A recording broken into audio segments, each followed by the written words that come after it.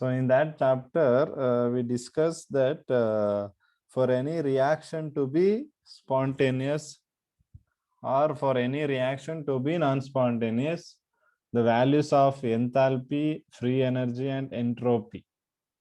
So our values now in the case of thermodynamic chapter we have discussed already.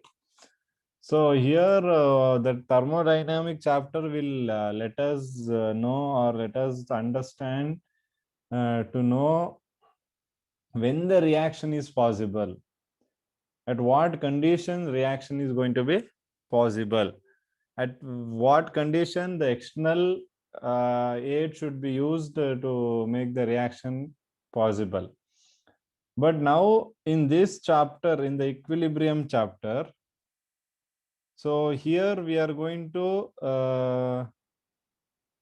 study the chemical reactions where when the reaction can be reversed or when the reaction can be forward or moves in the forward direction, or when the reaction is irreversible. Okay. So all this and when this reaction is going to attain equilibrium.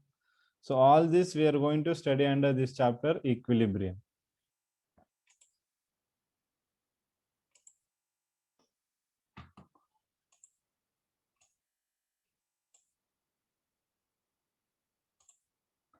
Okay.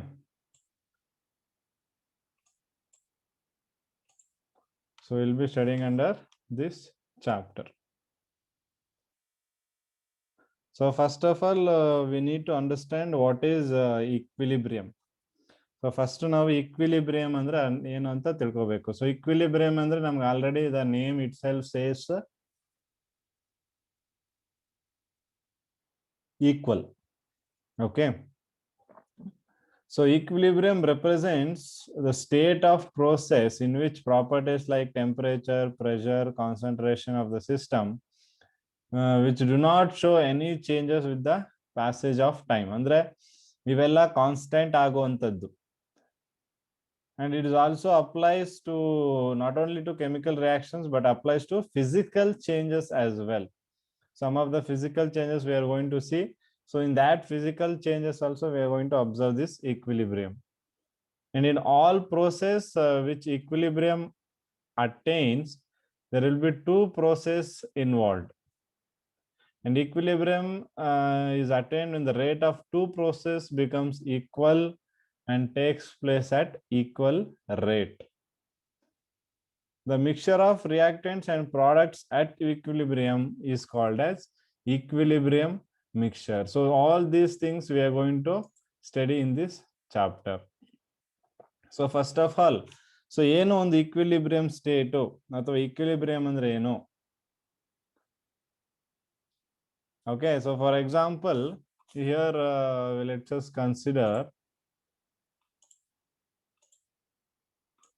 we have a one box here. Okay, to this box we are applying a force from this direction, and also we are applying a force in this direction. So here at this point the force is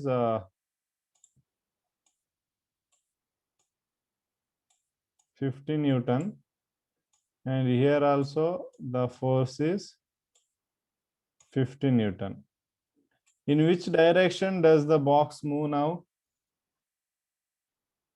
No. Constant. Yes. So it will not move any direction, but it will be staying at rest. Alva? Yes, sir. So ಆ ಒಂದು box ಮೇಲೆ act ಮಾಡ್ತಿರುವಂತಹ net force ಎಷ್ಟಾಗಿರುತ್ತೆ? Zero. So net force 0 ಇರುತ್ತೆ. So that means what? The box is at equilibrium, right? Yes, sir. So ಅದರಿಂದ ನಮ್ಗೆ ಏನ್ ಗೊತ್ತಾ, ಬಾಕ್ಸ್ ಈಕ್ವಿಲಿಬ್ರಿಯಂ ಅಲ್ಲಿ ಇದೆ ಅಂತ. ಸೊ ಈ ಒಂದು ಈಕ್ವಿಲಿಬ್ರಿಯಂ ಏನು ನಾವಿಲ್ಲಿ ಅಬ್ಸರ್ವ್ ಮಾಡಿದ್ವಿ, ಸೊ ಈ ಒಂದು ಈಕ್ವಿಲಿಬ್ರಿಯಂ ನ we call it as static equilibrium. Static ಅಂದ್ರೆ ಗೊತ್ತಿದ್ಯಾ? ಮೂವ್ಮೆಂಟ್ ಆಗ್ತಾ ಇದೆಯಾ ಇಲ್ಲಿ? ಸ್ಟೇಷನರಿ ಅಂತ ಹೇಳ್ತೀವಿ, ಸ್ಟ್ಯಾಟಿಕ್ ಅಂತ ಹೇಳ್ತೀವಿ.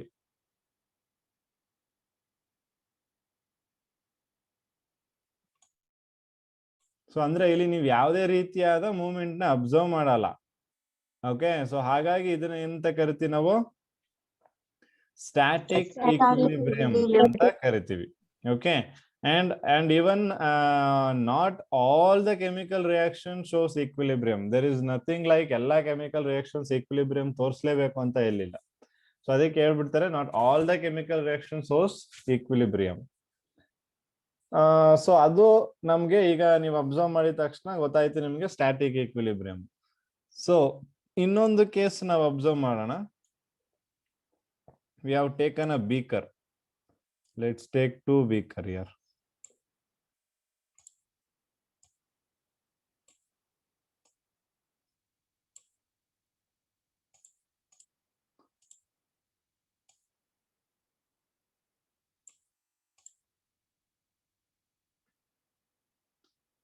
So in each of this beaker, we are going to put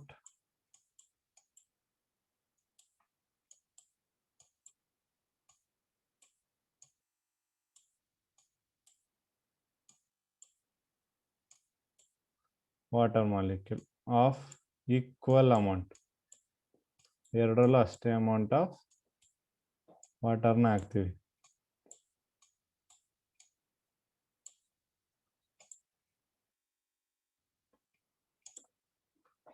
Okay, so I have considered 2 containers. So ಏನ್ ಮಾಡ್ತೀರಾ ಇಲ್ಲಿ ನೀವು? ಈ ಕಂಟೈನರ್ಗೆ so with the help of a tap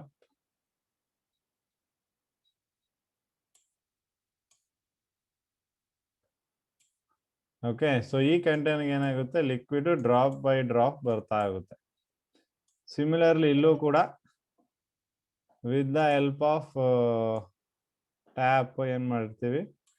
ಇಲ್ಲೂ ಕೂಡ ಆ ಲಿಕ್ವಿಡ್ ಡ್ರಾಪ್ ಬೈ ಡ್ರಾಪ್ ಬರ್ತಾ ಇರುತ್ತೆ.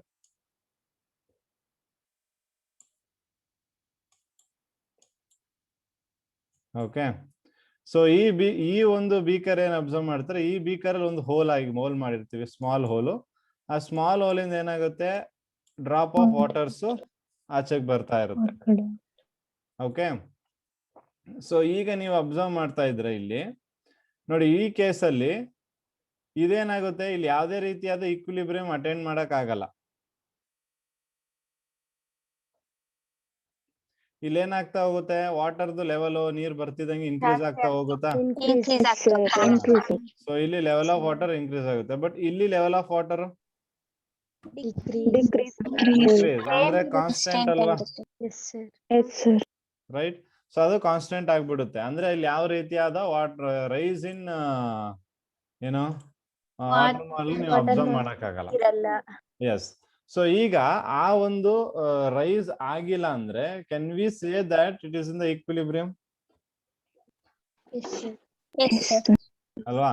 ಸೊ ಅದು ಈಕ್ವಿಲಿಬ್ರಿಯಂ ಅಲ್ಲಿ ಇದೆ ಅನ್ನೋದಾದ್ರೆ, ಸೊ ಇದು ಯಾವ ಟೈಪ್ ಆಫ್ ಈಕ್ವಿಲಿಬ್ರಿಯಂ ಆಗುತ್ತೆ ಇಲ್ಲಿ? ಸ್ಟ್ಯಾಟಿಕ್ ಅಲ್ಲ. So this is going to be dynamic equilibrium. ಇಲ್ಲಿ ಮೂವ್ಮೆಂಟ್ ಆಗ್ತಿದೆ ಅಲ್ವಾ? ಈ ಕೇಸಲ್ಲಿ ನಿಮ್ಗೆ ಮೂವ್ಮೆಂಟ್ ಅಬ್ಸರ್ವ್ ಮಾಡ್ತಾ ಇದ್ದೀರಾ, ಹೌದು. ಬಟ್ ಇಲ್ಲಿ ಅಬ್ಸರ್ವ್ ಮಾಡ್ತಿದ್ದೀರಾ ಈ ಕೇಸಲ್ಲಿ?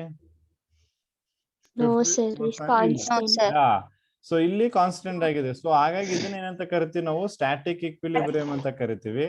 ಸೊ ಇಲ್ಲಿ ಏನ್ ಕರಿತೀವಿ ನಾವು? Dynamic equilibrium. Yes, okay. So ಅದು ನಮ್ಗೆ ತುಂಬಾ ಇಂಪಾರ್ಟೆಂಟ್. ಇಲ್ಲಿ ನೀವು ಅದನ್ನೇ ಅರ್ಥ ಮಾಡ್ಕೋಬೇಕು. ಈ ಸ್ಟ್ಯಾಟಿಕ್ ಈಕ್ವಿಲಿಬ್ರಿಯಂ ಅಂದ್ರೆ ಮತ್ತೆ ಡೈನಾಮಿಕ್ ಈಕ್ವಿಲಿಬ್ರಿಯಂ ಅಂದ್ರೆ ನಿಮ್ಗೆ ಏನು ಅಂತ ಅರ್ಥ ಆಗ್ಬೇಕು. ಅರ್ಥ ಆಗಿದೆ ಈಗ? Okay,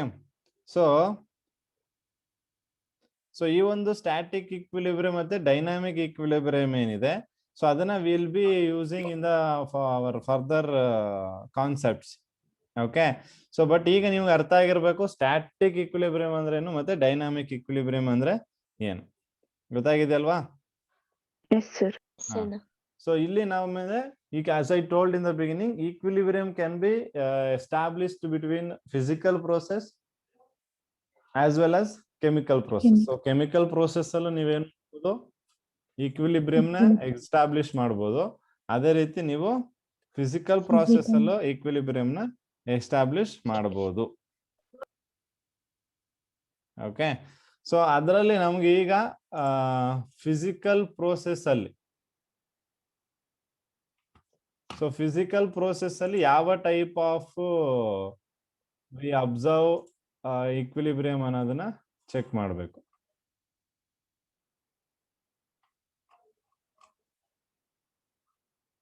okay okay see here once again.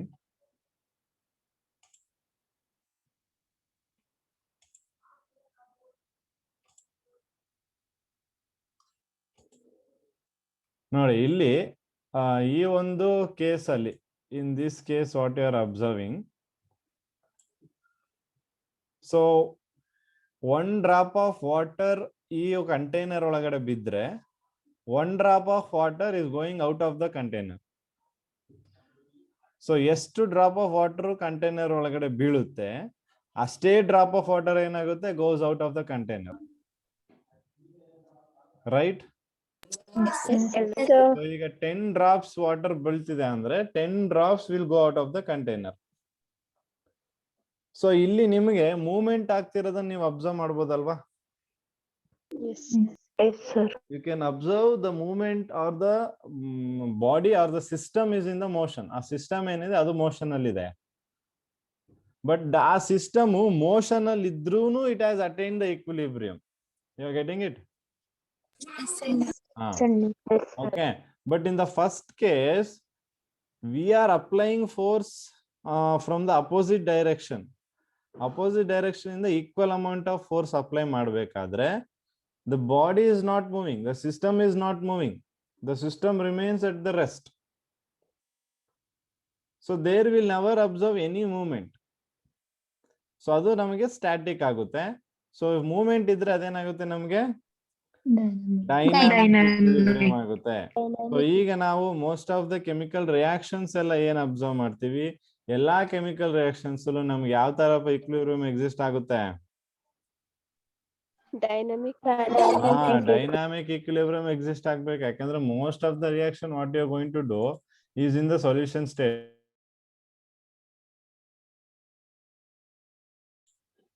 ಹಾಗಾಗಿ ಅವು ಮೂವ್ಮೆಂಟ್ ಅಲ್ಲಿ ಇರುತ್ತೆ, ಮೋಷನ್ ಅಲ್ಲಿ ಇರುತ್ತೆ. But then also they are going to attend the equilibrium. ಗೊತ್ತಾಗಿದ್ಯಾ? Yes, sir. Fine. So we'll see some of the equilibrium in the physical and chemical process. ಅದರಲ್ಲಿ first ನಾವು physical process ಅಲ್ಲಿ ಯಾವ್ದೆಲ್ಲ equilibrium ಇದೆ ಅನ್ನೋದನ್ನ check ಮಾಡೋಣ. ನೋಡಿ, so physical equilibrium ಅಲ್ಲಿ first ನಮ್ಗೆ if the opposing forces involve only physical change, the equilibrium is physical. Only physical change. Physical change ಅಂದ ತಕ್ಷಣ ಏನ್ ಅರ್ಥ ಆಗ್ಬೇಕು ನಮ್ಗೆ? phase transition. Okay, so that is the physical change. So ಆ ಒಂದು ಫೇಸ್ ಟ್ರಾನ್ಸಿಷನ್ಸ್ ಮೇಲೆ ನಮಗೆ ಎಷ್ಟು ಡಿಫ್ರೆಂಟ್ ಪ್ರಾಸೆಸ್ಗಳಿದೆ, ಆ ಪ್ರಾಸೆಸ್ಗಳನ್ನ ಇಲ್ಲಿ ಲಿಸ್ಟ್ ಮಾಡಿದ್ದಾರೆ. ಸೊ ಫಸ್ಟ್ ಪ್ರಾಸೆಸ್ ಇರೋದು solid liquid equilibrium. Okay, solid and liquid equilibrium. ಈಗ ಸಾಲಿಡ್ ಅಂಡ್ ಲಿಕ್ವಿಡ್ ಈಕ್ವಿಲಿಬ್ರಿಯಂಗೆ ನೀವು ತಗೊಳ್ಳೋದಾದ್ರೆ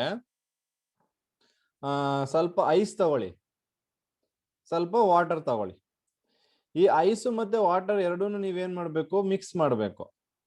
ಮಿಕ್ಸ್ ಮಾಡ್ಬಿಟ್ಟು you are going to keep that mixture at 0 degrees Celsius and 1 atm pressure in an perfectly insulated thermoflask. Thermoflask ಅಂದ್ರೆ ಗೊತ್ತಾಗಬೇಕು ನಿಮ್ಗೆ ಯಾವ type of system ಅದು? Isolated. Isolated. So ಈ ಒಂದು ಐಸೋಲೇಟೆಡ್ ಸಿಸ್ಟಮ್ ಅಲ್ಲಿ ನಾವೇನ್ ಮಾಡಿದೀವಿ, ಐಸ್ ಮತ್ತೆ ವಾಟರ್ ಎರಡನ್ನು ಮಿಕ್ಸ್ ಮಾಡಿದೀವಿ, ಹೌದಾ? Ice solid, water Liquid. Liquid. Liquid. ಎರಡನ್ನ ಮಿಕ್ಸ್ ಮಾಡಿ ಆ ಒಂದು ಸಿಸ್ಟಮ್ದು ಟೆಂಪರೇಚರ್ ಎಷ್ಟಿದೆ, 0 ಡಿಗ್ರಿ ಸೆಲ್ಸಿಯಸ್. ಪ್ರೆಷರ್ ಎಷ್ಟಿದೆ, 1 1 bar. So what you will observe,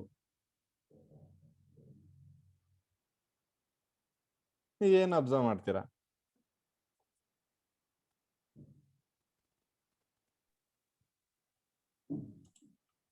Equal. ಏನ್ ಈಕ್ವಲ್?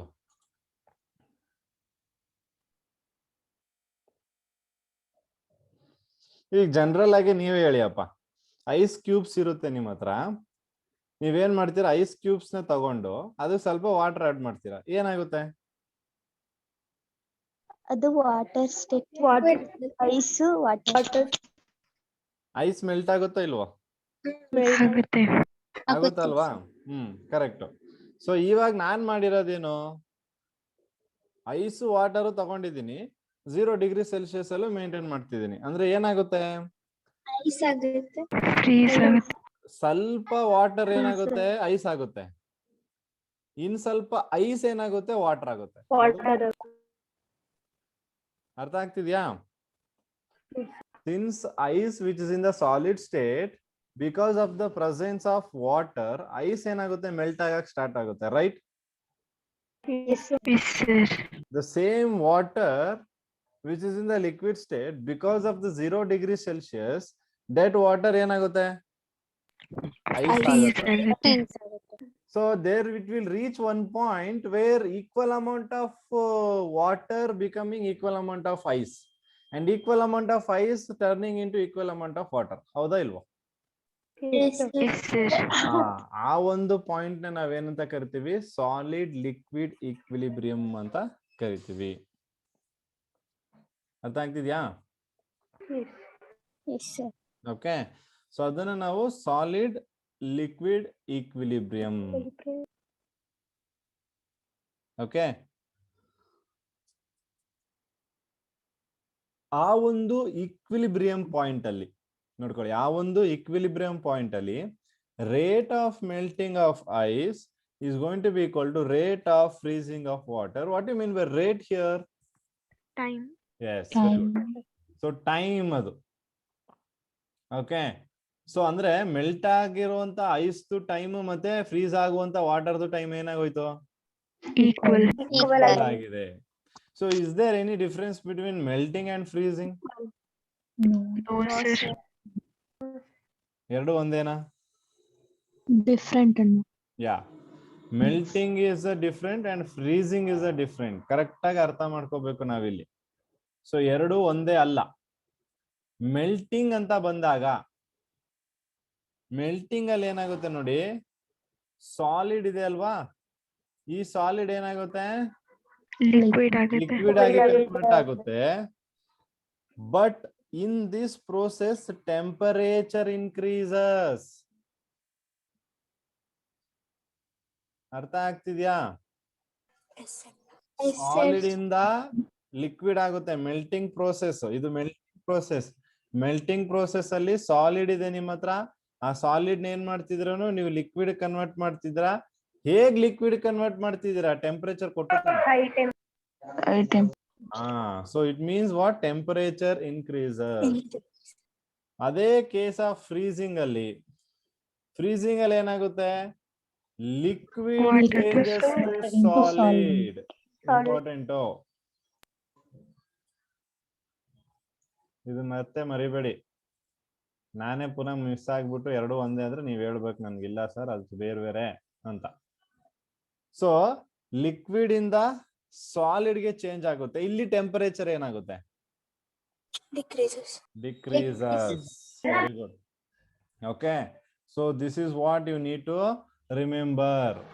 ಎರಡು ಕೇಸು ವೆರಿ ಇಂಪಾರ್ಟೆಂಟ್. ಸೊ ಏನೋ ಮೆಲ್ಟಿಂಗ್ ಮತ್ತೆ ಫ್ರೀಸಿಂಗ್. ಕ್ಲಿಯರ್ ಆಗಿದೆ ಇದು? ಹಾ, ಸೊ ಇನ್ನು ನೀವು ಹೇಳ್ಬಿಡ್ತೀರಾ liquid vapour equilibrium. Liquid vapour equilibrium ಬಂದ್ರೆ ಏನಾಗ್ಬೇಕು, liquid to gas ಹಾ, temperature. ಅಲ್ವಾ? ಒಂದ್ ಸಿಂಪಲ್ ಎಕ್ಸಾಂಪಲ್ ನಿಮ್ಗೆಲ್ಲ ಚೆನ್ನಾಗಿ ಗೊತ್ತಿರೋಂಥದ್ದೇ. ನೀವು ಈಗ ಅಂತೂ ಕೊರೋನಾ ಟೈಮಲ್ಲಿ ಏನ್ ಮಾಡ್ತೀರಾ, ಬಿಸಿನೀರ್ ಎಲ್ರು ಕುಡಿತಾನೆ ಇರ್ತೀರಾ. ಸೊ ಬಿಸಿನೀರ್ ಕುಡಿಯಕ್ಕೆ ಏನ್ ಮಾಡ್ತೀರಾ, ನೀವು ಸ್ಟವ್ ಮೇಲೆ ವಾಟರ್ನ ಬಾಯ್ಲ್ ಮಾಡ್ತೀರಾ ಯೂಸಿಂಗ್ ಎ ವೆಸಲ್. ಸೊ ಆ ವೆಸಲ್ ಮೇಲೆ ಲಿಡ್ ನ cover ಮಾಡಿರ್ತೀರಲ್ವಾ. After sometimes when you open the lid, you will observe some water droplets on the lid. Yes, sir. Before closing the lid, there were no water droplets on the lid. ಏನಾಗಿದೆ ಇಲ್ಲಿ ಹಾಗಾದ್ರೆ? Paper ಆಗಿರೋ store ನೀವು heat ಮಾಡಿದಾಗ water molecules vapour ಆಯ್ತು, evaporate ಆಯ್ತು. Evaporate ಆಗಿ lid ಮೇಲೆ ಹೋಗಿ ಕೂತ್ಕೊಂಡಾಗ ಲಿಡ್ ಮೇಲೆ ಏನಾಯ್ತು, ಅದು ಕೂಲ್ ಆಯ್ತು. ಕೂಲ್ ಆದಾಗ ಏನಾಗುತ್ತೆ, ಅದು ಎಸ್ ಕಂಡೆನ್ಸ್ ಆಗುತ್ತೆ. ಕಂಡೆನ್ಸ್ ಆದ್ಮೇಲೆ ಆ ಲಿಕ್ವಿಡ್ ಕೆಳಗ್ ಬೀಳುತ್ತಾ ಇಲ್ಲ ಅಲ್ಲೇ ಅಂಟ್ಕೊಂಡೇ ಇರುತ್ತಾ ಅಲ್ವಾ? ಸೊ ಆಗ ಒಂದು ಪಾಯಿಂಟ್ ರೀಚ್ ಆಗುತ್ತೆ ಎಲ್ಲಿ ಎಷ್ಟು amount of water molecule evaporate ಆಗುತ್ತೋ ಅಷ್ಟೇ ಅಮೌಂಟ್ ವಾಟರ್ ಕಂಡೆನ್ಸ್ ಆಗಿ ಕೆಳಗ್ ಬೀಳ್ತಾ ಇರುತ್ತೆ. ಗೊತ್ತಾಯ್ತಾ? So that is the point equilibrium. ಗೊತ್ತಾಗಿದೆ ಇಲ್ವಾ? ಸೊ ಇವಾಪರೇಷನ್ ಮತ್ತೆ ಕಂಡೆನ್ಸೇಷನ್. ಓಕೆ, ಸೊ ಅಲ್ಲಿ ನಮ್ಗೆ the vapour pressure of the liquid ಅಂದ್ರೆ ಈ ಇವಾಪರೇಷನ್ ಬರುತ್ತೆ ನೋಡಿ. ಈಗ ಹೇಗ್ ತಗೊಳ್ಳೋಣ ಅದನ್ನ? ಓಕೆ, ಸೊ ಈಕ್ವಿಲಿಬ್ರಿಯಂ ರೀಚ್ ಆಗಿದ್ದಾಗ ಈ ವೇಪರ್ ಆಗ್ತಿರುವಂತ ಮಾಲಿಕ್ಯೂಲ್ಸ್ ಇದೆ ನೋಡಿ. ಆ ವೇಪರ್ ಏನು, ಸಾಲಿಡ್, ಲಿಕ್ವಿಡ್, ಗ್ಯಾಸ್ ಅಲ್ಲಿ? ವೇಪರ್, ಗ್ಯಾಸ್ ಅಂದ ತಕ್ಷಣ ಯಾವ ಒಂದು ಥರ್ಮೋಡೈನಾಮಿಕ್ ಕಾನ್ಸೆಪ್ಟ್ ಇಂಪಾರ್ಟೆಂಟ್ ಆಗುತ್ತೆ ಗ್ಯಾಸ್ಗೆ?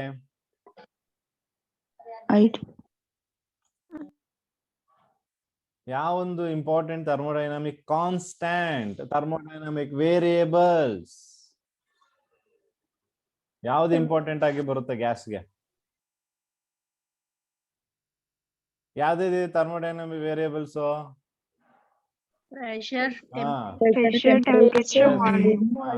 ಕರೆಕ್ಟ್.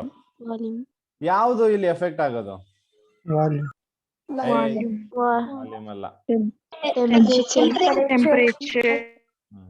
ನೀನ್ ಒಂದೇ ಉಳ್ಕೊಂಡಿರೋದು ಪ್ರೆಷರ್ ಅಲ್ವೇನ್ರಪ್ಪ ಗ್ಯಾಸ್ ಅಂತ ಬಂದಾಗ.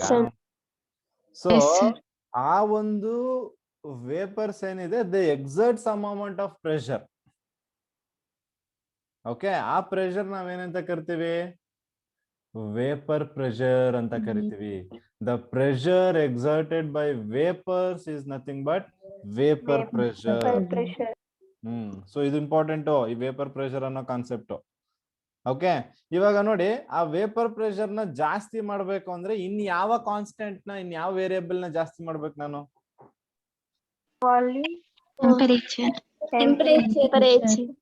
ಟೆಂಪರೇಚರ್ ನ ಜಾಸ್ತಿ ಮಾಡ್ಬೇಕು. ನೀವು ಟೆಂಪರೇಚರ್ ಜಾಸ್ತಿ ಮಾಡಿದ್ರೆ ವೇಪರ್ಸ್ ಜಾಸ್ತಿ ಬರಲ್ವಾ? ಅಲ್ವಾ? ಎಸ್. ಸೊ ನೀವು ಟೆಂಪರೇಚರ್ ಇನ್ಕ್ರೀಸ್ ಮಾಡಿದ್ರೆ ವೇಪರ್ ಜಾಸ್ತಿ ಆಗುತ್ತೆ. ಅಂದ್ರೆ vapour pressure is directly proportional to temperature ಅಂತ ಹೇಳ್ಬೋದಾ? ಅರ್ಥ ಆಗ್ತಿದೆ ಹೇಳ್ತಿರೋದು? ಸೊ ಆ ಒಂದು vapour pressure which is inside the system, ಆ ಸಿಸ್ಟಮ್ ಒಳಗಡೆ ಇರುವಂತಹ ವೇಪರ್ ಪ್ರೆಷರ್, ಆ ಸಿಸ್ಟಮ್ ಇಂದ ಹೊರಗಡೆ ಯಾವ ಪ್ರೆಷರ್ ಇದೆ? ವೆರಿ ಗುಡ್, ಅಟ್ಮಾಸ್ಫಿಯರಿಕ್ ಪ್ರೆಷರ್ ಇದೆ. ಸೊ ಈ ವೇಪರ್ ಪ್ರೆಷರ್, ಅಟ್ಮಾಸ್ಫಿಯರ್ ಪ್ರೆಷರ್ ಎರಡು ಈಕ್ವಲ್ ಆದಾಗ ಏನಾಗುತ್ತೆ?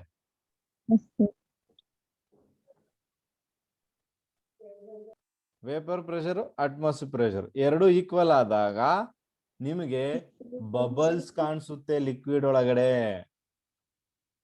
ಆ ಬಬಲ್ಸ್ ಏನ್ ಇಂಡಿಕೇಟ್ ಮಾಡ್ತಿದೆ?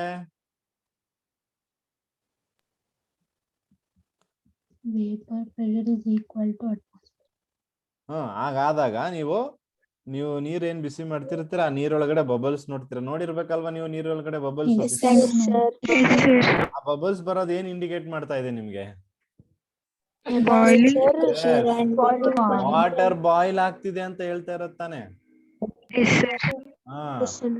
So when the vapor pressure becomes equal to the atmospheric pressure, the water starts to boil. ಅರ್ಥ ಆಗ್ತಿದೆ ನಾನು ಹೇಳ್ತಿರೋದು? Yes, sir. ಓಕೆ, ಅದನ್ನ ನಾವೇನಂತ ಕರಿತೀವಿ? Normal boiling point of A liquid ಅಂತ ಕರಿತೀವಿ. ಗೊತ್ತಾಗಿದ್ಯಾ? Yes, sir. ಯಾವಾಗ ನಿಮ್ಗೆ ವೇಪರ್ ಪ್ರೆಷರ್ ಮತ್ತೆ ಅಟ್ಮಾಸ್ಫಿಯರ್ ಪ್ರೆಷರ್ ಈಕ್ವಲ್ ಆಗುತ್ತೆ, ಯಾವಾಗ ವಾಟರ್ ಬಾಯ್ಲ್ ಆಗಕ್ ಸ್ಟಾರ್ಟ್ ಆಗುತ್ತೆ ಅಥವಾ ಯಾವುದೇ ಒಂದು ಲಿಕ್ವಿಡ್ ಬಾಯ್ಲ್ ಆಗಕ್ ಸ್ಟಾರ್ಟ್ ಆಗುತ್ತೆ, ಅದನ್ನ ನಾವು normal boiling point of the liquid ಅಂತ ಕರಿತೀವಿ. ಗೊತ್ತಾಗಿದೆ ಇಲ್ವಾ? ಗೊತ್ತಾಯ್ತು. Very good. ಈಗ ನೀವು ಎವಾಪರೇಷನ್ ಅಬ್ಸರ್ವ್ ಮಾಡ್ಬೇಕಂದ್ರೆ ಏನ್ ಮಾಡಿದ್ರಿ? ಲಿಡ್ ಕವರ್ ಮಾಡಿದ್ರಿ, ಹೌದಾ? ಇವಾಗ ಏನ್ ಮಾಡ್ಬಿಡೋಣ? ಓಪನ್ ವೆಸಲ್ ತಗೊಂಡ್ಬಿಡೋಣ, ಓಪನ್ ಸಿಸ್ಟಮ್ ತಗೊಂಡ್ಬಿಡೋಣ. If a liquid is taken in an open system, vapour ಏನಾಗುತ್ತೆ?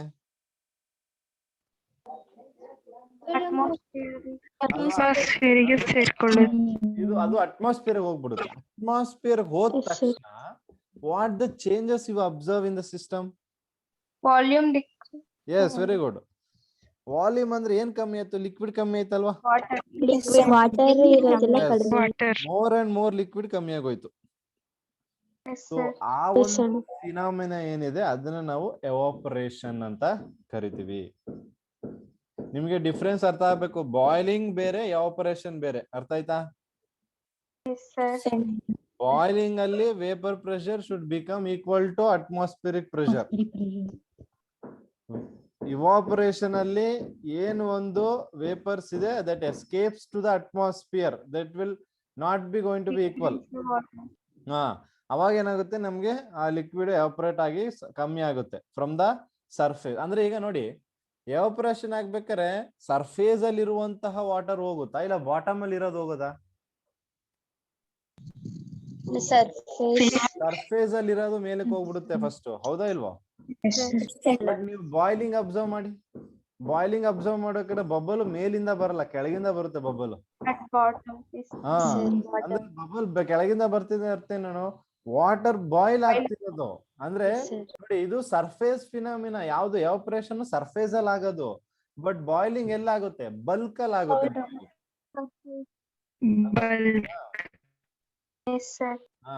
So that is the difference you need to understand. So evaporation ಮತ್ತೆ ಬಾಯ್ಲಿಂಗ್ ಆರ್ ಡಿಫ್ರೆಂಟ್. ಸೊ ಇಲ್ಲಿ ನಾವು ಎವಾಪರೇಷನ್ ಮತ್ತೆ ಬಾಯ್ಲಿಂಗ್ ನ ತಗೋತಾ ಇಲ್ಲ, ಎವಾಪರೇಷನ್ ಮತ್ತೆ ಕಂಡೆನ್ಸೇಷನ್, ಕೂಲಿಂಗ್ ನ ತಗೋತಾ ಇದೀವಿ. ಸೊ ಕಂಡೆನ್ಸ್ ಆದಾಗ ಏನಾಗುತ್ತೆ? ಮಾಲಿಕ್ಯೂಲ್ಸ್ ಕೂಲ್ ಆಗಿ ಮತ್ತೆ ವಾಟರ್ ಡ್ರಾಪ್ಲೆಟ್ಸ್ ಆಗಿ ವಾಪಸ್ ಬರುತ್ತೆ. ಸೊ ಅವೆರಡು ರೀಚ್ ಆದಾಗ ಇದನ್ನ ಈಕ್ವಿಲಿಬ್ರಿಯಂ, ಲಿಕ್ವಿಡ್ ವೇಪರ್ ಈಕ್ವಿಲಿಬ್ರಿಯಂ. ಗೊತ್ತಾಗಿದೆ ಇಲ್ವಾ? ಅದು ಅದೇ ರೀತಿ ನೆಕ್ಸ್ಟ್ ಸಾಲಿಡ್ ವೇಪರ್ ಈಕ್ವಿಲಿಬ್ರಿಯಂ ಅಂತ ಇದೆ. ಸಾಲಿಡ್ ವೇಪರ್ ಅಂದ ತಕ್ಷಣ ನಿಮಗೆ ಗೊತ್ತಾಗಬೇಕು, ಸಾಲಿಡ್ ಇಂದ ಡೈರೆಕ್ಟ್ ಆಗಿ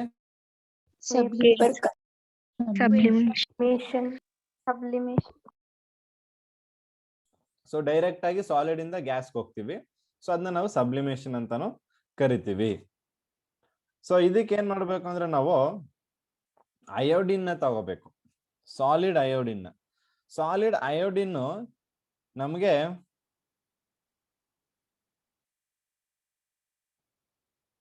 ಏನು ವೈಲೆಟ್ ಕಲರ್ ಇರುತ್ತೆ. ಓಕೆ, ಅದನ್ನ ನೀವು ಹೀಟ್ ಮಾಡಿದಾಗ ಏನಾಗುತ್ತೆ? ಅದು ನೀವು ಈ ಡಸ್ಟ್ ನೋಡಿರ್ತೀರಲ್ವಾ, ಅಥವಾ ಈ ಹೋಳಿ ಹಬ್ಬದ ಟೈಮಲ್ಲಿ ನೀವು ಕಲರ್ನ ಎಸ್ದಾಗ ಹೇಗೆ ಅದು ಡಿಸ್ಟ್ರಿಬ್ಯೂಟ್ ಆಗುತ್ತೆ ಅಬ್ಸರ್ವ್ ಮಾಡಿದೀರಾ ನೀವು? ಆ ತರ ಏನಾಗುತ್ತೆ, ನೀವು ಹೀಟ್ ಮಾಡಿದ ತಕ್ಷಣ ಅಲ್ಲಿರುವಂತ ವೈಲೆಟ್ ಕಲರ್ಸ್ ವೇಪರ್ ಫಾರ್ಮ್ ಅಲ್ಲಿ ಗ್ಯಾಸ್ ತರ ಮೇಲಕ್ಕೆ ಬರುತ್ತೆ. ನೀವು ಆ ಗ್ಯಾಸ್ ಕಲರ್ ಅಬ್ಸರ್ವ್ ಮಾಡಿದ್ರೆ ಅದು ವೈಲೆಟ್ ಕಲರೇ ಇರುತ್ತೆ. ಓಕೆ, ಅಂದ್ರೆ ಅದನ್ನ ವೈಲೆಟ್ ವೇಪರ್ಸ್ ಅಂತ ಕರಿತೀವಿ. ಸೊ ಇದು ನೀವು ಪ್ರೋಸೆಸ್ ಮಾಡ್ತಾ ಇದ್ದಂಗೆನೆ ಆ ಇಂಟೆನ್ಸಿಟಿ ಏನಿರುತ್ತೆ, ಆ ಇಂಟೆನ್ಸಿಟಿ ಏನಾಗಕ್ಕೆ ಸ್ಟಾರ್ಟ್ ಆಗುತ್ತೆ? ನಮಗೆ ಸ್ಲೋಲಿ ನೀವು ಹೀಟ್ ಕೊಡ್ತಿದ್ದಂಗೆನೆ ಇನ್ಕ್ರೀಸ್ ಆಗ್ತಾ ಹೋಗುತ್ತೆ. ಓಕೆ, ಅಟ್ ಒನ್ ಪಾಯಿಂಟ್ ಏನಾಗುತ್ತೆ, ಆ ಕಲರ್ ಪುನಃ ಇನ್ಕ್ರೀಸ್ ಆಗಲ್ಲ. ಫಸ್ಟ್ ಲೈಟ್ ಇರುತ್ತೆ, ಆಮೇಲೆ ಸ್ವಲ್ಪ ಡಾರ್ಕ್ ಆಗುತ್ತೆ, ಆಮೇಲೆ ಡಾರ್ಕ್ ಆಗುತ್ತೆ, ಆಮೇಲೆ ಡಾರ್ಕೆಸ್ಟ್ ಆಗಿ ಆಮೇಲೆ ನಿಂತೋಗ್ಬಿಡುತ್ತೆ. ಆಮೇಲೆ ನೀವು ಎಷ್ಟು ಹೀಟ್ ಮಾಡಿದ್ರು ಅದೇನಾಗಲ್ಲ, it will not become more darker. So ಯಾಕೆ ಅದು ಮೋರ್ ಡಾರ್ಕ್ ಆಯ್ತಾ ಇಲ್ಲ? Equilibrium attained. It has attained equilibrium. Equilibrium. Okay.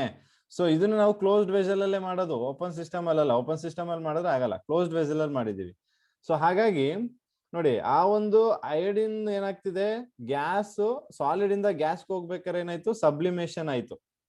ಪುನಃ ಆ ಗ್ಯಾಸ್ ಏನಾಯ್ತು, ಕೂಲ್ ಆಗಿ ಸಾಲಿಡ್ ಆಗಿ ಕೆಳಗಡೆ ಬರುತ್ತೆ. ಅವಾಗ ಏನಾಯ್ತದು, condensation.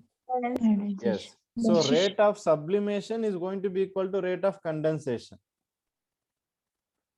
At that point it has attained ಏನು,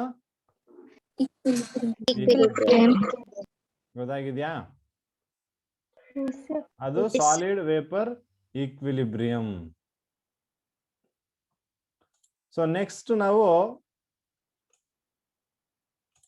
physical equilibrium involving dissolution of solid and gases in liquid. Dissolution ಅಂದ್ರೆ ಏನು? Dissolve. ಎಸ್, ಡಿಸಾಲ್ವ್ ಮಾಡೋದು. ಸೊ ಇಲ್ಲಿ ನೋಡಿ, ಯಾವ್ದನ್ನ ಡಿಸಾಲ್ವ್ ಮಾಡ್ತಿದ್ದೀರಾ? ಸಾಲಿಡ್ ಮತ್ತೆ ಗ್ಯಾಸ್ ನ ಯಾವ್ದ್ರಲ್ಲಿ ಡಿಸಾಲ್ವ್ ಮಾಡ್ತಿದೀವಿ? ಲಿಕ್ವಿಡ್ ಅಲ್ಲಿ ಅಲ್ವಾ? ಸೊ ಫಸ್ಟ್ ಯಾವ್ದು ಹೇಳ್ತಿದ್ದಾರೆ, solid solution equilibrium. Solid solution ಅಂದ ತಕ್ಷಣ ನೀವು ಅರ್ಥ ಮಾಡ್ಕೋಬೇಕು, ಅಲ್ಲಿ ಸಾಲ್ಯೂಟ್ ಸಾಲಿಡ್ ಆಗಿರುತ್ತೆ, ಮತ್ತೆ ಸಾಲ್ವೆಂಟ್ ಲಿಕ್ವಿಡ್ ಆಗಿರುತ್ತೆ. ಸೊ ಅದಕ್ಕೆ ಎಕ್ಸಾಂಪಲ್ ಕೊಟ್ಟಿರ್ ನೋಡಿ, ಡಿಸಲ್ಯೂಷನ್ ಆಫ್ ಶುಗರ್. ಹೌದಾ ಇಲ್ವಾ? ಸೊ ನಿಮ್ಗೆ I hope you people know what is saturation and unsaturation. What is saturated solution and unsaturated solution ಗೊತ್ತಿದ್ಯಾ? ಯಾರಾದ್ರೂ ಹೇಳ್ಬೋದಾ ಸ್ಯಾಚುರೇಷನ್ ಅಂದ್ರೆ ಏನು?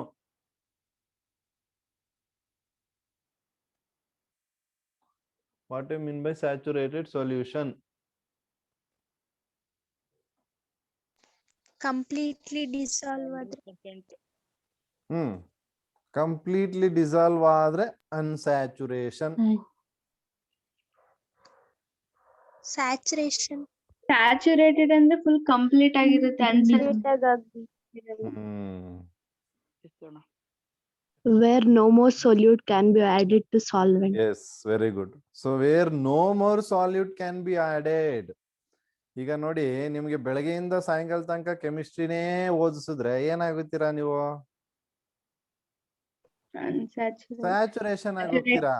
ನಿಮ್ಗೆ ಬೆಳಗ್ಗೆ 10 ಗಂಟೆಯಿಂದ ಸಾಯಂಕಾಲ 6 ಗಂಟೆ ಅಂತ ಕೆಮಿಸ್ಟ್ರಿ ಓದಿಸಿ ಪುನಃ 7 ಗಂಟೆಗೆ ಪುನಃ ಕೆಮಿಸ್ಟ್ರಿ ಓದ್ರು ಅಂದ್ರೆ ಏನಾಗುತ್ತೆ, ಸಣ್ಣ ಬೈಕಂತೀರಾ. ಸೊ ಅಂದ್ರೆ you have reach the saturation. ನಿಮ್ಗೆ ಎಷ್ಟಾಗುತ್ತೋ ಅಷ್ಟು ಓದ್ಬಿಟ್ಟಿದ್ದೀರಾ ಕೆಮಿಸ್ಟ್ರಿ, ಇನ್ ಜಾಸ್ತಿ ಓದಕ್ಕಾಗಲ್ಲ ನಿಮ್ಗೆ.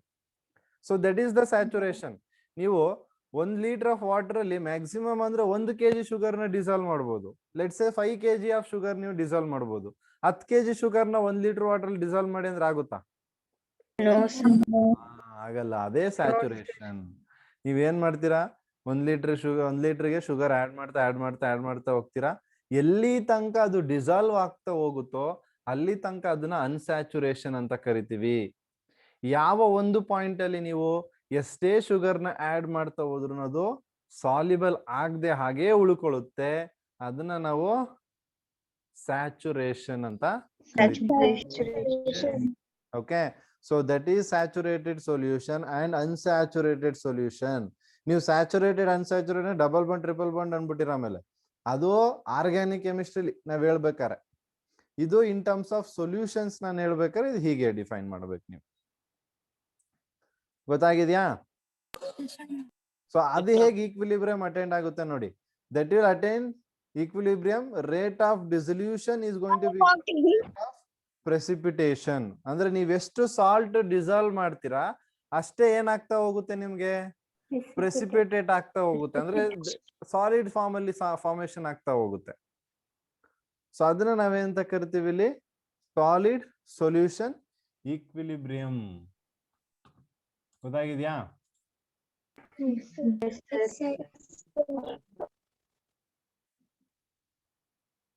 Okay.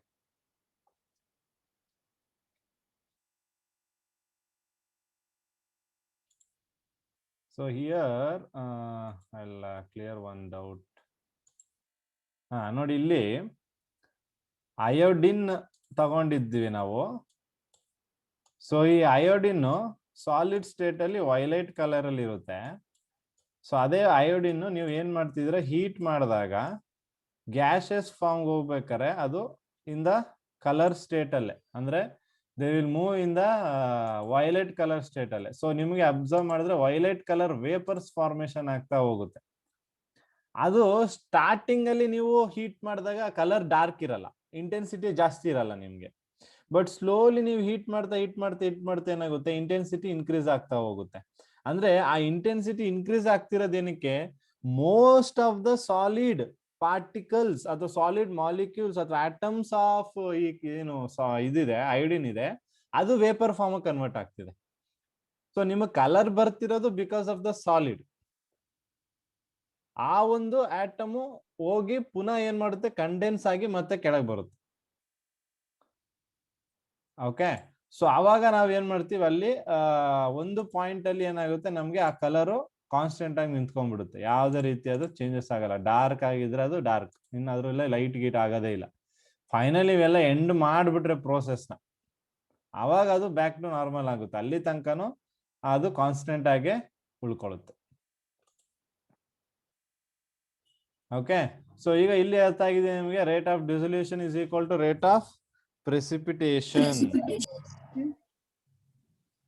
ಓಕೆ, ಅಥವಾ ನಾವು ಇದನ್ನ even we can call it as crystallization ಅಂತಾನು ಕರೀಬಹುದು instead of precipitation. I think instead of precipitation crystallization ಅಂತ ತಗೊಂಡ್ರೆ ಕರೆಕ್ಟ್ ಅದಕ್ಕೆ. So don't want this precipitation, ಅದ್ರ ಬದಲು ನೀವೇನ್ ಮಾಡಿ, you have to you can take it as a crystallization.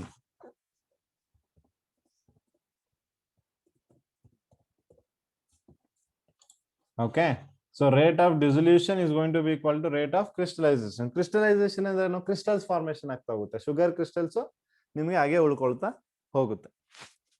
ಗೊತ್ತಾಗಿದೆಯಾ? So ಈ ಒಂದು ಸಾಲ್ಯುಬಿಲಿಟಿ ಯಾವ್ದ್ರ ಮೇಲೆ ಡಿಪೆಂಡ್ ಆಗುತ್ತೆ ಅಂದ್ರೆ, they depend on the nature of salute and nature of solvent as well as temperature. Nature of salute, ನೀವು ಯಾವ type of salute ತಗೊಂಡು, ನೀವು ಶುಗರ್ ತಗೊಂಡಿದ್ದೀರಾ, ಉಪ್ಪು ತಗೊಂಡಿದ್ದೀರಾ, ನೀವು ಕಲ್ಲುಪ್ಪು ತಗೊಂಡಿದ್ದೀರಾ, ಇಲ್ಲ ನೀವು ಬೇರೆ ಏನಾದ್ರು ಸಾಲ್ಯೂಟ್ ತಗೊಂಡಿದ್ದೀರಾ, ಅದ್ರ ಮೇಲೆ ಡಿಪೆಂಡ್ ಆಗುತ್ತೆ. ನೇಚರ್ ಆಫ್ ಸಾಲ್ವೆಂಟ್, ನೀವೇನು ವಾಟರ್ ತಗೊಂಡಿದ್ದೀರಾ, ಇಲ್ಲ ನೀವು ಮಿಲ್ಕ್ ತಗೊಂಡಿದ್ದೀರಾ, ಇಲ್ಲ ಬೇರೆ ಯಾವ್ದಾದ್ರು ಲಿಕ್ವಿಡ್ ತಗೊಂಡಿದ್ದೀರಾ, ಅದ್ರ ಮೇಲೆ ಡಿಪೆಂಡ್ ಆಗುತ್ತೆ. ಮತ್ತೆ ಟೆಂಪರೇಚರ್, ಹೀಟ್ ಮಾಡಿದಾಗ ಡಿಸಲ್ಯೂಷನ್ ಇನ್ಕ್ರೀಸ್ ಆಗುತ್ತೆ. ಓಕೆ, ಸೊ ಹಾಗಾಗಿ ಟೆಂಪರೇಚರ್ ಮೇಲೆ ಅದು ಡಿಪೆಂಡ್ ಆಗಿರುತ್ತೆ. ಸೊ ಈ ಮೂರು ಫ್ಯಾಕ್ಟರ್ ಅಲ್ಲಿ ಸಾಲಿಡ್ ಸೊಲ್ಯೂಷನ್ ಈಕ್ವಿಲಿಬ್ರಿಯಂ ಡಿಪೆಂಡ್ ಆಗುತ್ತೆ. ನೆಕ್ಸ್ಟ್ ನಾವು ಗ್ಯಾಸ್ ಸೊಲ್ಯೂಷನ್ ಈಕ್ವಿಲಿಬ್ರಿಯಂಗೆ ಹೋಗೋಣ. ಗ್ಯಾಸ್ ಸೊಲ್ಯೂಷನ್ ಈಕ್ವಿಲಿಬ್ರಿಯಂ ನೀವು ಅಬ್ಸರ್ವ್ ಮಾಡಿ. ಗ್ಯಾಸ್ ಸೊಲ್ಯೂಷನ್ ಈಕ್ವಿಲಿಬ್ರಿಯಂ ಅಲ್ಲಿ ಲಿಕ್ವಿಡ್ ನಲ್ಲಿ ಏನ್ನ ಡಿಸಾಲ್ವ್ ಮಾಡ್ಬೇಕು, ನೀವು ಗ್ಯಾಸ್ ನ ಡಿಸಾಲ್ವ್ ಮಾಡಬೇಕು ಅಲ್ವಾ? ಸೊ ನೀವು ಈ Pepsi, Mirinda, Coca Cola, soda ಎಲ್ಲ ಚೆನ್ನಾಗಿ ಗೊತ್ತಿದೆ ಅಲ್ವಾ ನಿಮ್ಗೆ? ಎಲ್ಲ ಓಪನ್ ಮಾಡಿದಾಗ ನೀವು ಅಬ್ಸರ್ವ್ ಮಾಡೇ ಇರ್ತೀರಾ, this gas will be coming out. ಯಾವ ಗ್ಯಾಸ್ ಅಬ್ಸರ್ವ್ ಮಾಡಿದಿರ ಅಲ್ಲಿ? ಇಲ್ಲೇ ಇದೆಯಲ್ಲ, ಎಸ್, ಗ್ಯಾಸ್. ಸೊ ಏನ್ ಮಾಡ್ತಾರೆ, ಆ ಒಂದು ಕೋಕೋ, ಮಿರಿಂಡಾ, ಪೆಪ್ಸಿ ಇದರಲ್ಲಿ they are going to compress this CO2 gas. ಅರ್ಥ ಆಗ್ತಿದ್ಯಾ? ಈ ಒಂದು CO2 ಗ್ಯಾಸ್ ನಾವೇನ್ ಮಾಡುತ್ತೆ, ಕಂಪ್ರೆಸ್ ಮಾಡ್ತಾರೆ. ಓಕೆ, ಸೊ ಆ ಒಂದು ಕಂಪ್ರೆಸ್ಡ್ ಗ್ಯಾಸ್ ನ ಮಾಡೋದ್ರಿಂದ ಏನಾಗುತ್ತೆ, ಅಲ್ಲಿ ಪ್ರೆಷರ್ ಇನ್ಕ್ರೀಸ್ ಆಗಿ ನೀವು ತೆಗಿಬೇಕಾದ್ರೆ gas rushes out. Okay, so ಈ ಒಂದು ಪ್ರೋಸೆಸ್ ಏನಿದೆ, this process is governed by Henry's law. ತುಂಬಾ ಇಂಪಾರ್ಟೆಂಟ್ ಲಾ ಇದು, ಕ್ವಶನ್ ಎಕ್ಸಾಮ್ಗೆ ಬರುವಂತದ್ದು, ತುಂಬಾ important. Henry's law, what is Henry's law ಅಂತ ಕೇಳ್ತಾರೆ ನಿಮ್ಗೆ.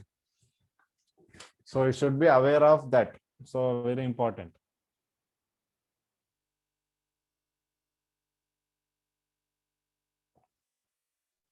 ಓಕೆ, ಸೊ ನೋಡೋಣ ಏನು ಹೆನ್ರಿಸ್ ಲಾ ಸ್ಟೇಟ್ ಮಾಡುತ್ತೆ ಅಂತ.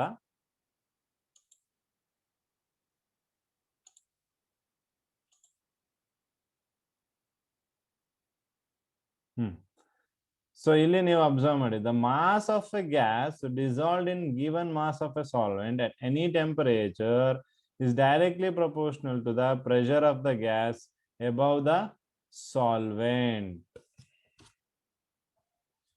Okay, at given temperature, mass of a gas dissolved in a solvent. Solvent ಅಂದ್ರೆ ಏನು? ವಾಟರ್. ಅದರಲ್ಲಿ ಎಷ್ಟು ಅಮೌಂಟ್ ಆಫ್ ಗ್ಯಾಸ್ ನ ನೀವು ಡಿಸಾಲ್ವ್ ಮಾಡ್ತೀರ ಅನ್ನೋದು ಯಾವ್ದ್ರ ಮೇಲೆ ಡಿಪೆಂಡ್ ಆಗಿರುತ್ತೆ? It's directly proportional to the pressure of the gas ಅಲ್ವಾ? ಅಂದ್ರೆ ನಾವ್ ಎಷ್ಟು ಗ್ಯಾಸ್ ಮಾಲಿಕ್ಯೂಲ್ಸ್ ನ, ಅಂದ್ರೆ ಎಷ್ಟು ಅಮೌಂಟ್, ಎಷ್ಟು ಮಾಸ್ ನಾವು ಡೆಪಾಸಿಟ್ ಮಾಡ್ಬೋದು ಅಂದ್ರೆ ಎಷ್ಟು, ಯಾವ್ದ್ರ ಮೇಲೆ ಡಿಪೆಂಡ್ ಆಗಿರುತ್ತೆ? ಅದು ಪ್ರೆಷರ್ ಮೇಲೆ ಡಿಪೆಂಡ್ ಆಗಿರುತ್ತೆ. ನೀವು ಜಾಸ್ತಿ ಪ್ರೆಷರ್ ಕೊಟ್ರೆ ಜಾಸ್ತಿ ಮಾಸು, ಕಮ್ಮಿ ಪ್ರೆಷರ್ ಕೊಟ್ರೆ ಕಮ್ಮಿ ಮಾಸ್. ಗೊತ್ತಾಗಿದ್ಯಾ? ಸೊ ಅದೇ Henry's law. Okay, solubility of gas in liquid. So gas liquid ಅಲ್ಲಿ ಸಾಲ್ಯುಬಲ್ ಆಗೋದಕ್ಕೆ ನೀವೇನ್ ಮಾಡ್ಬೇಕು? ಜಾಸ್ತಿ ಪ್ರೆಷರ್ ಕೊಟ್ರೆ ಏನಾಗುತ್ತೆ? ಜಾಸ್ತಿ ಮಾಲಿಕ್ಯೂಲ್ಸ್ ಹೋಗುತ್ತಾ ಇಲ್ವಾ? ನೀವು ಥರ್ಮೋಡೈನಾಮಿಕ್ಸ್ ಮಾಡ್ಬೇಕಾದ್ರೆ ಅಬ್ಸರ್ವ್ ಮಾಡಿದೀರಾ? ಈಗ ಇದೊಂದು ನನ್ನ ಹತ್ರ ಕಂಟೈನರ್ ಇದೆ. ಈ ಕಂಟೈನರ್ ಅಲ್ಲಿ ಏನಿದೆ, ಏನ್ ಯೂಸ್ ಮಾಡಿದೀವಿ? ಪಿಸ್ಟನ್ ಇಟ್ಕೊಂಡಿದೀವಿ ಅಲ್ವಾ? ಸೊ ಈಗ ಇಲ್ಲಿ ಲೆಟ್ಸ್ ಇಲ್ಲೆಲ್ಲ ವಾಟರ್ ಮಾಲಿಕ್ಯೂಲ್ ಇದೆ, ಇಲ್ಲೆಲ್ಲ ಗ್ಯಾಸ್ ಮಾಲಿಕ್ಯೂಲ್ಸ್ ಇದಾವೆ.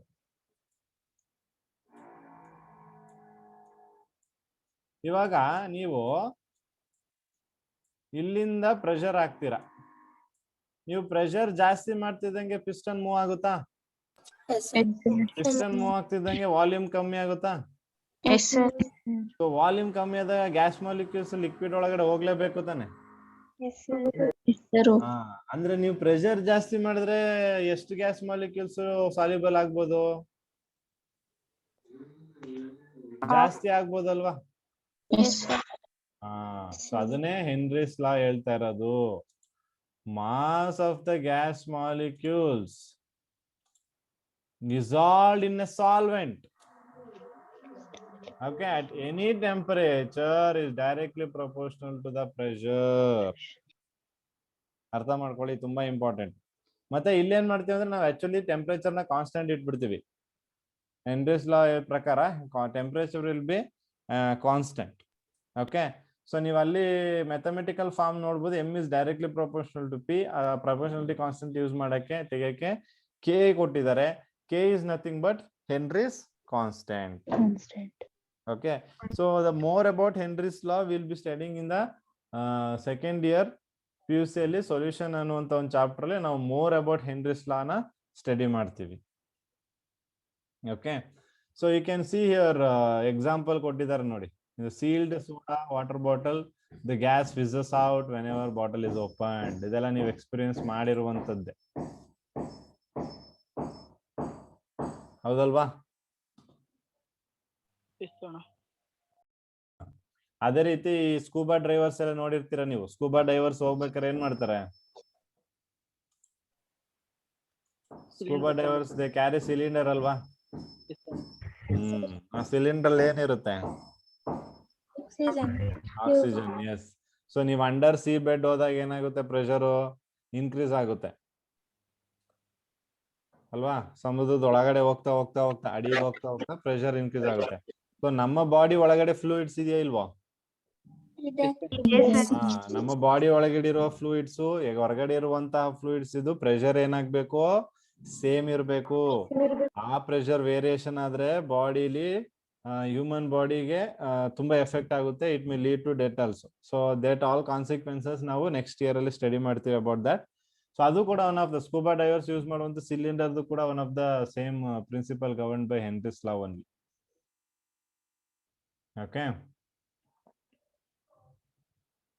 so general characteristic of if equilibrium involved in physical process. Okay, some of the characteristics illi. So at equilibrium, some observable properties of the system becomes constant. Okay, ಕೆಲವೊಂದು properties ಏನಾಗುತ್ತೆ ಇಲ್ಲಿ ನಮ್ಗೆ constant ಆಗುತ್ತೆ. Okay, so observable properties ಅಂದಾಗ ನಾನು ಹೇಳಿದ್ದು thermodynamics ಇದು ಇದೆಯಲ್ಲ ಅದೇ ತರ, ಆ ತರ ಕೆಲವೊಂದು ಏನಾಗುತ್ತೆ ನಮ್ಗೆ ಕಾನ್ಸ್ಟೆಂಟ್ ಆಗ್ಬಿಡ್ತದೆ. So next equilibrium is established only in closed vessels. ಅಂದ್ರೆ ಕ್ಲೋಸ್ಡ್ ವೆಸಲ್ಸ್ ಅಥವಾ ಕ್ಲೋಸ್ ಸಿಸ್ಟಮ್ ಅಲ್ಲಿ ನೀವು ಏನ್ ಮಾಡ್ಬೋದು, ಜಾಸ್ತಿ ಈಕ್ವಿಲಿಬ್ರಿಯಂ ಬಗ್ಗೆ ಮಾತಾಡ್ಬೋದು. ಓಪನ್ ಅಲ್ಲಿ ಇದ್ರೆ ಆಗಲ್ಲ, ಹೌದಲ್ವಾ? ಸೊ ಈಕ್ವಿಲಿಬ್ರಿಯಂ ಏನಾಗಿರ್ತದೆ, ರಿಯಾಕ್ಷನ್ಸ್ ನಾನು ಹೇಳಿದೆ, ಡೈನಾಮಿಕಾ ಸ್ಟ್ಯಾಟಿಕಾ? ಡೈನಾಮಿಕ್. ಸೊ ಈ ಒಂದು equilibrium is always dynamic in nature.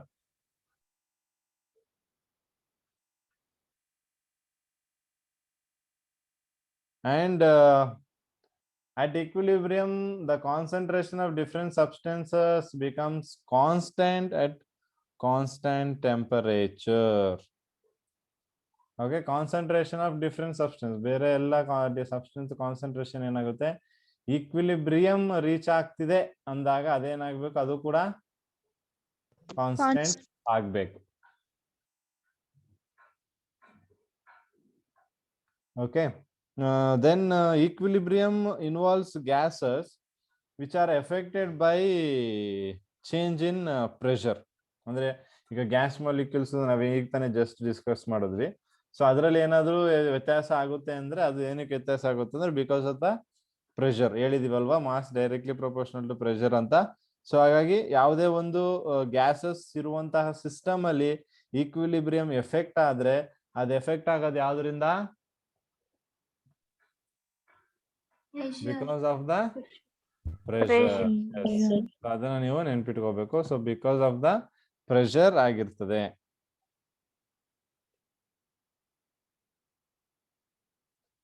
And the magnitude, the equilibrium, there exists an expression involving concentration of substance which is constant at constant temperature ಆಯ್ತಲ್ವಾ? So next to the magnitude of equilibrium constant is related to the extent to which the process proceeds before attaining equilibrium. So ಅದಂದ್ರೆ value ಏನಾಗುತ್ತೆ ಅಂದ್ರೆ ನಿಮ್ಗೆ ಎಲ್ಲಿ ತನಕ ಅದು equilibrium attain ಮಾಡುತ್ತೋ ಅಲ್ಲಿ ತನಕ ಏನಾಗುತ್ತೆ, ಅದು ಎಕ್ಸ್ಟೆಂಟ್ ಆಗ್ತಾ ಇರುತ್ತದೆ, ಹೋಗ್ತಾ ಇರುತ್ತೆ value.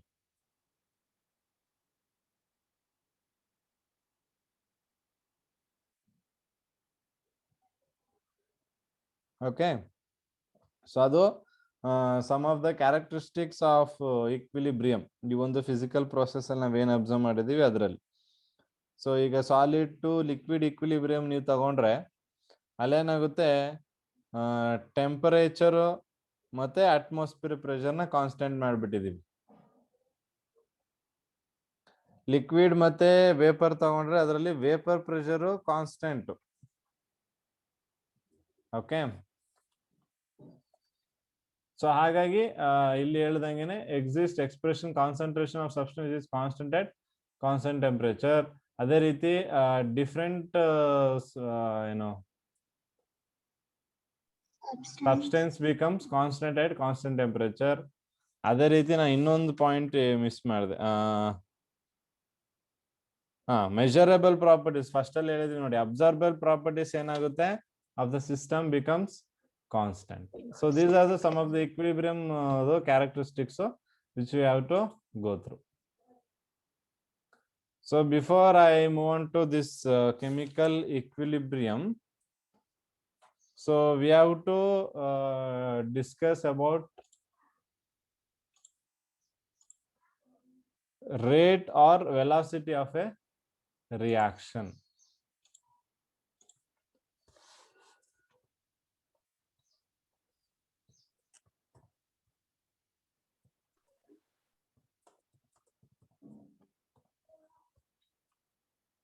Rate or velocity of a reaction. Okay, so ಹೇಗೆ ಡಿಫೈನ್ ಮಾಡಬಹುದು ನಾವು ರೇಟ್ ಆಫ್ ರಿಯಾಕ್ಷನ್ ಅಥವಾ velocity of A reaction? is defined as change in molar concentration. So concentration ನಿಮ್ಗೆ ಗೊತ್ತಿದೆ. ಸೊ ಅದರದ್ದು change.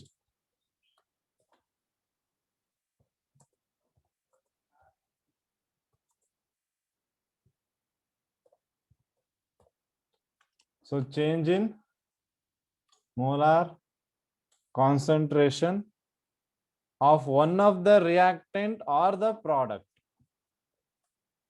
Of reactant or the product in unit time. So idna naventa kartive. So this is known as rate of reaction or velocity of a reaction. Okay, ಅಂದ್ರೆ molar concentration reactant ಆಗ್ಬೋದು ಅಥವಾ product given time ಅಲ್ಲಿ ಅಥವಾ unit time ಅಲ್ಲಿ ಎಷ್ಟು changes ಆಗುತ್ತೆ ಅದನ್ನ ನಾವು ರೇಟ್ ಅಂತ ಇಲ್ಲಿ ಕರಿತೀವಿ. So rate of A reaction ನಾವು ಹೇಗೆ ಡಿನೋಟ್ ಮಾಡ್ತೀವಿ ಅಂದ್ರೆ we can denote it by dx by dt.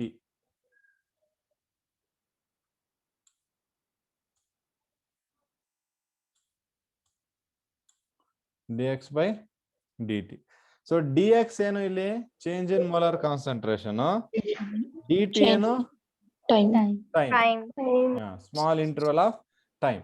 So if we consider a reactant to product, ಅಂದ್ರೆ reactant ಇಂದ ಪ್ರಾಡಕ್ಟ್ ಕಡೆ ಆಗ್ತಿದೆ ಅಂದ್ರೆ ಸೊ ಇದನ್ನ ರೇಟ್ ಅಲ್ಲಿ ಹೇಗೆ ಬರೆಯೋದು? So therefore you can write it as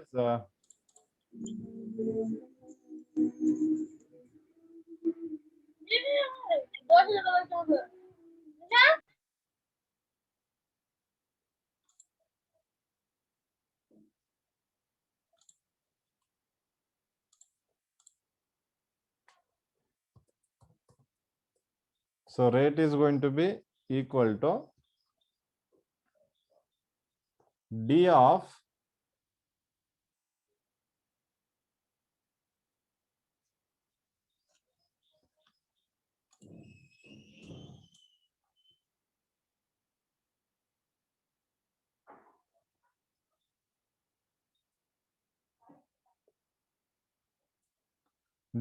R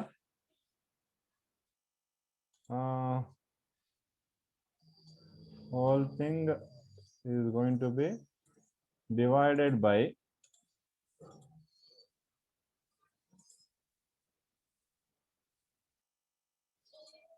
is going to be dt. Okay, so ಈ ತರ ನಾವು ಬರೀಬಹುದು. ಇಲ್ಲಿ ಸೈನ್ ಏನಾಗಿರುತ್ತೆ ಅಂದ್ರೆ the sign is going to be negative here.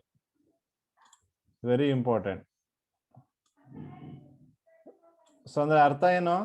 Rate is going to equal to minus D R by dt.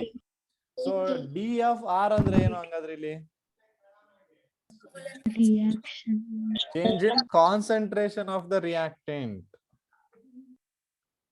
Okay, D of R ಅಂದ್ರೆ ಏನು? ನಾನು ಇಲ್ಲಿ ಹೇಳಿದ್ದೆ ಅಲ್ವಾ, ಡಿ ಎಕ್ಸ್ ಅಂದ್ರೆ ಏನ್ ಹೇಳಿದೆ? Molar concentration. ಸೊ ಇದು ಕೂಡ ಯಾವ್ದ್ರದ್ದು? ಇದು ಆರ್ ಬರ್ದಿದ್ರೆ ಇಲ್ಲಿ ರಿಯಾಕ್ಟೆಂಟ್. ಓಕೆ, ಸೊ ಇದೇ ಆರ್ ತೆಗೆದುಬಿಟ್ಟು ನೀವೇನಾದ್ರೂ ಪಿ ಹಾಕಿದ್ರೆ ಇದೇನಾಗುತ್ತೆ? ಪ್ರಾಡಕ್ಟ್ ಕಾನ್ಸಂಟ್ರೇಷನ್ ಆಗುತ್ತೆ. ಜೊತೆಗೆ ವ್ಯಾಲ್ಯೂ ಏನಾಗಿರ್ತದೆ ನಮ್ಗೆ? ಪಾಸಿಟಿವ್ ವ್ಯಾಲ್ಯೂ ಆಗುತ್ತೆ. ಗೊತ್ತಾಗ್ತಿದ್ಯಾ?